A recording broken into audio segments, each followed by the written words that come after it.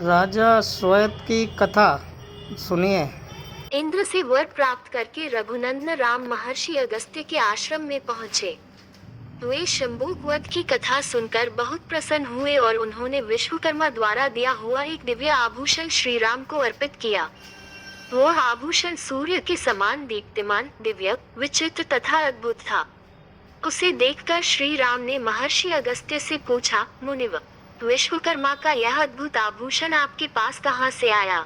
जब यह आभूषण इतना विचित्र है तो इसकी कथा भी विचित्र ही होगी। ये जानने का मेरे मन में कौतूहल हो रहा है।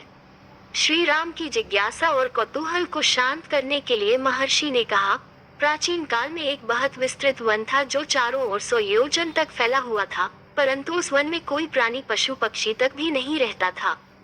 उसमें एक मनोहर सरोवर भी था। उस स्थान को पूर्णतया एकांत पाकर मैं वहां तपस्या करने के लिए चला गया था। सरोवर के चारों ओर चक्कर लगाने पर मुझे एक पुराना विचित्र आश्रम दिखाई दिया। उसमें एक भी तपस्वी नहीं था। मैंने रात्रि वहीं विश्राम किया। जब मैं प्रातःकाल स्नानादि के लिए सरोवर की ओर जाने लगा तो मुझे सरोवर के तट पर हृष्ट पुष्ट निर्मल शव दिखाई दिया। मैं आश्चर्य से वहां बैठकर उस शव के विषय में विचार करने लगा। थोड़ी देर पश्चात वहां एक दिव्य विमान उतरा जिस पर एक सुंदर देवता विराजमान था।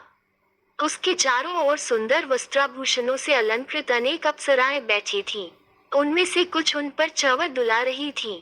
फिर वह देवता सहसा विमान से उतरकर उस शव के पास आया और उसने मेरे देखते ही देखते उस शव को खाकर फिर सरोवर में जाकर हाथ मुंह धोने लगा।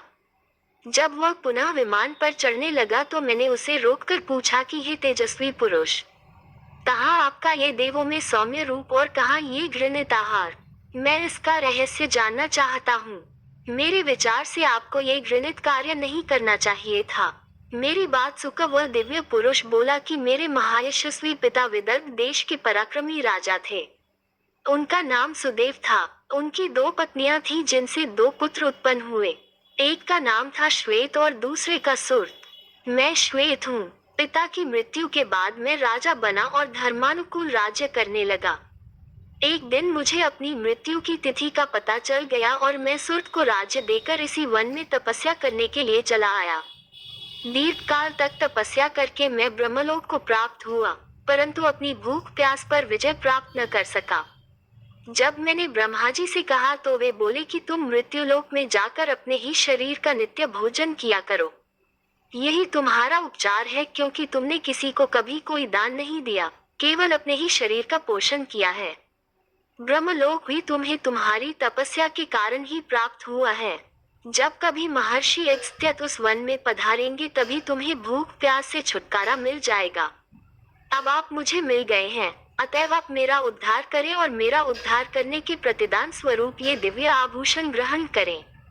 यह आभूषण दिव्य वस्त्र, स्वर्ण, धन आदि देने वाला है।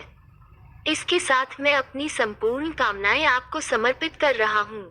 मेरे आभूषण लेते ही राजर्षि श्वेत पुनर्तः तृप्त होकर स्वर्ग को प्राप्त हुए और वह शव भी लुप्त हो गया।